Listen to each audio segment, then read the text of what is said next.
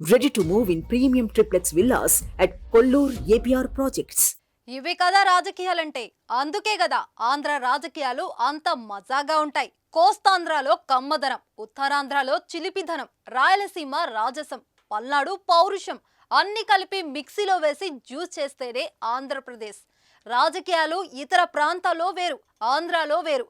వాళ్ళంతా ఒకటేరా. అధికార ప్రతిపక్షాలు తోడు దొంగలు. ఆ ఇద్దరు నేతలు మంచి దోస్తులు అని చెప్పుకునే సీన్ ఏపీలో ఉండదు. అధికార ప్రతిపక్షాలంటే కారాలు మిరియాలే కాదు, అంతకు మించి అన్నట్లుగా మాటలతో గొడవ పడుతుంటారు. అందుకే ఆయా నేతల స్పీచ్లు వింటున్నా మా సినిమా చూసిన ఫీలింగ్ వస్తుంది. ఇప్పుడు అధికార వైసీపీ, ప్రతిపక్ష టీడీపీ, జనసేనల మధ్య వార్ అలానే నడుస్తుంది. దేశంలో అన్ని స్టేట్స్ గురించి సర్వేలు వస్తున్నాయి. కానీ ఆంధ్రాలో చేసే సర్వేలో ఏ పార్టీ అధికారంలోకి వస్తుందో మాత్రం చెప్పడం ఎవరి తరం కావడం లేదు. అంత హోరాహోరీగా అధికార ప్రతిపక్షాలు ఎన్నికలో పోటీ పడుతున్నాయి. అసలు విషయానికి వద్దాం.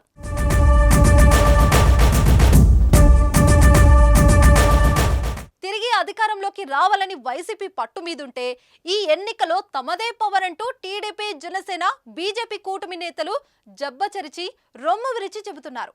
టీడీపీ బాస్ చంద్రబాబు మరో టార్గెట్ పై కూడా ఏం చేశారు. ఎలక్షన్లో జగన్ గెలిచినా గెలవకపోయినా ఆ ఎమ్మెల్యే మాత్రం గెలవకూడదనే కసి మీదున్నట్లు ఖచ్చితంగా తెలుస్తుంది. ఆ ఎమ్మెల్యేనే వల్లభనేని వంశీ. బాబు గురి పెట్టిన నియోజకవర్గం గన్నవరం. గన్నవరం నియోజకవర్గం తెలుగుదేశం పార్టీకి కంచుకోట అని టీడీపీ భావిస్తుంది. ఇక్కడి నుంచి గత ఎన్నికలలో టీడీపీ నుంచి వల్లభనేని వంశీ విజయం సాధించారు.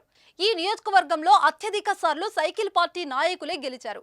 గత ఎన్నికల్లో టీడీపీ తరపున గెలిచిన వల్లభనేని వంశీ ఆ తర్వాత పార్టీ ఫిరాయించి వైసీపీకి మద్దతిచ్చారు. వచ్చే ఎన్నికలో వైసీపీ నుంచి ఎన్నికలు దిగుతున్నారు.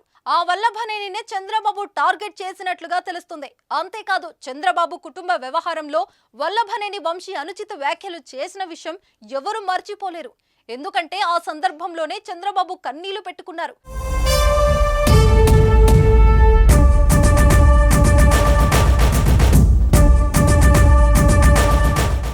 అయితే గత ఎన్నికలో వైసీపీ నుంచి పోటీ చేసిన యార్లగడ్డ వెంకట్రావు కేవలం 837 ఓట్లు తేడాతోనే వంశీ చేతిలో ఓడిపోయారు. వల్లభనేని వంశీకి 1,03,881 ఓట్లు వస్తే వెంకట్రావుకు 1,03,043 ఓట్లు వచ్చాయి. ఇక్కడ మరో ట్విస్ట్ ఏంటంటే 2019 ఎన్నికలో టీడీపీ నుంచి పోటీ చేసిన వల్లభనేని వంశీ 2024 ఎన్నికలో వైసీపీ నుంచి పోటీ చేస్తున్నారు. 2019 ఎన్నికలో వైసీపీ నుంచి పోటీ చేస్తున్న యార్లగడ్డ వెంకట్రావు 2024 ఎన్నికలో టీడీపీ నుంచి బరిలోకి దిగుతున్నారు. ఇది తెలిసిన వారు ఎవరైనా అంటారు, ఇది కదా ఆంధ్ర రాజకీయం అంటే అని.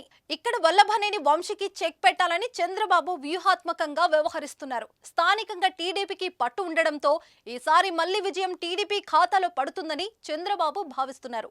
ప్రచారంలో కూడా గన్నవరంపై బాగా ఫోకస్ పెట్టమని తెలుగు తమ్ముళ్లకు బాబు గారు గట్టిగానే చెప్పారట. మరి చూద్దాం గన్నవరం ఏ పార్టీకి వరమవుతుందో.